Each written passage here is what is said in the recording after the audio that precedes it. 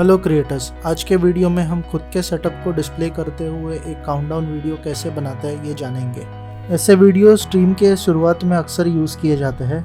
ये वीडियोस आपके स्ट्रीम को स्टेबल होने के लिए मदद करते हैं। अगर आपको कोई आखिरी घड़ी में मुसीबत आती है तो उसे दुरुस्त करने के लिए आपको समय मिल जाता है। ऐसा वीडियो बनाने का सबसे बड़ा कारण तो ये है कि आपके व्यूअर्स को पता चल जाता है कि उन्हें कितनी देर तक रुकना है, और ये प्रयास आपके व्यूअर्स को एक आदत लगाने में मदद करता है, जिसे हैबिट बिल्डिंग कहते हैं। काउंटडाउन टाइमर वीडियो के फ़ायदे जानने के बाद शुरू करते हैं कि हमने ये काउंटडाउन वीडियो कैसे बनाया। सबसे पहले हमने सेटअप की तस्वीरें खींचकर उन्हें अपने फ़ोन से कंप्यूटर में ट्रांसफ़र कर लिया। उन्हें एक फ़ोल्डर में डालकर ऑर्गेनाइज कर लिया। ये बहुत इंपॉर्टेंट स्टेप है जो मोस्टली सब लोग मिस कर देते हैं।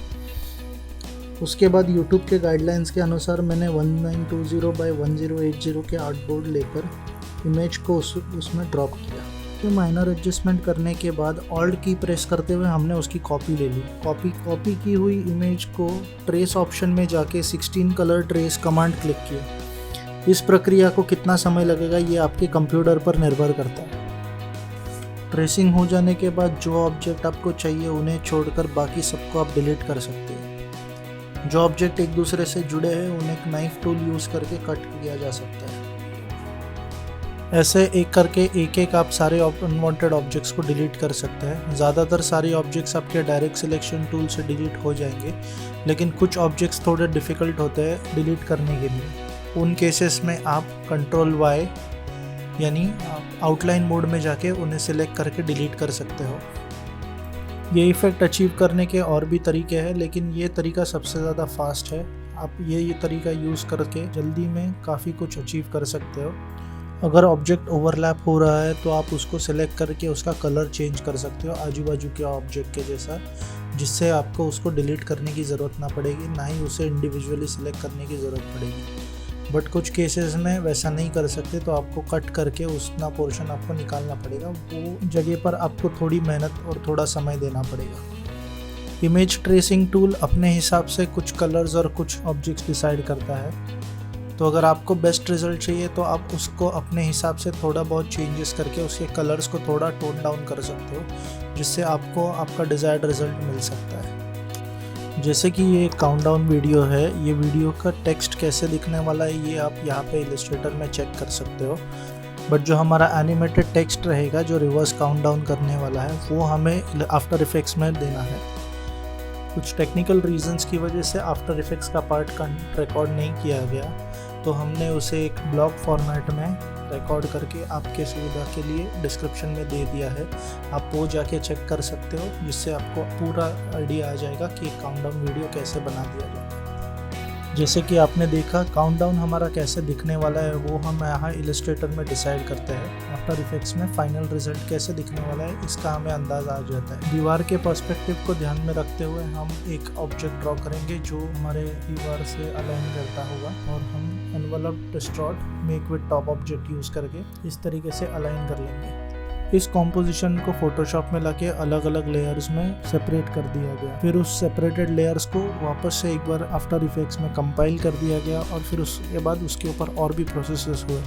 वो प्रोसेस आपको जानने के लिए ब्लॉग विजिट करना पड़ेगा। ब्लॉग में आपको ज़्यादा डिटेल में बता दिया जाएगा। यहाँ पे जो हम देख रहे हैं वो हमारे बैनर इमेज है जो हमारे YouTube चैनल पे दिखाई दिया जाएगा। ये एक पूरा क्रिएटिव प्रोसेस है जिसका स्टार्ट आपको देखने मिल रहा है। यहाँ पे स्टार्टिंग में हमने पुराने किसी इमेज को लेके उसको यहाँ पे ऐड करने का कोशिश किया था।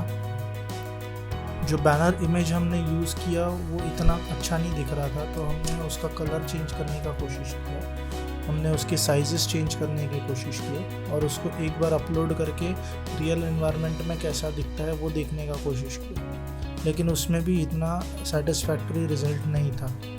तो हम और कोशिश करते गए कि उसमें कुछ और चेंजेस लाके या कोई ब्लेंड मोड चेंज करके या कुछ करके अगर उसमें डिफरेंस आता है तो उसका कलर हमने पूरा ब्लैक नहीं रखा था, उसको एक टोन नीचे लोअर ग्रे कलर में सिलेक्ट किया, लेकिन फिर भी वो इतना अच्छा नहीं लग रहा था। तो हम कुछ मिसिंग था, तो हमने सोचा उसमें ग्राफिक, वेब एंड 3D ये 3 चीज़ें ऐड कर दिए जाए जो हमारे सर्विसेज है।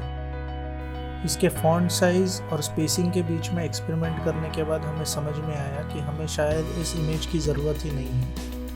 इमेज निकालने के बाद कलर के साथ थोड़ा बहुत एक्सपेरिमेंट किया गया और अलाइनमेंट के साथ थोड़ा बहुत चेंजेस कर दिया गया। फॉन्ट चेंज करने के बाद हमने उसको रियल एनवायरनमेंट में अपलोड करके चेक किया कि उसका रिज़ल्ट क्या होता है। रिज़ल्ट देखने के बाद we were still not satisfied और हमें पता चला कि हमारा जो टेक्स्ट है वो दिखेगा ही नहीं। तो हमने उसकी पोजीशन चेंज करने का डिसीजन लिया।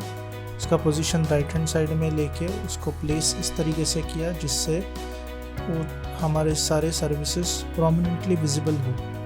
क्रिएटिव प्रोसेस में मोस्टली 5 स्टेप्स होते हैं। फर्स्ट स्टेप ये होता है कि आप मटेरियल गैदर करो। सेकंड स्टेप ये होता है कि आप ब्रेनस्टॉर्म और विजुअलाइज करो, यानी उसके बारे में सोचिए और एक आइडिया बनाइए विजुअली दिमाग में कि आपको क्या एग्जैक्टली बनाना है। थर्ड स्टेप ये होता है कि कुछ स्टेप्स आप आगे जाते हैं टुवर्ड्स द डिज़ाइन एंड फिर आप एक पॉइंट पे आके रुक जाते हैं और सेल्फ एनालाइज करते हैं कि क्या ये डिज़ाइन वर्क कर रहा है। फोर्थ स्टेप ये होता है कि बेस्ड ऑन आपका रेफरेंस, आपको जो सही लगता है कि भाई ये काम कर रहा है, ये नहीं काम कर रहा है, उसके हिसाब से आप डिसीजंस लेते हो।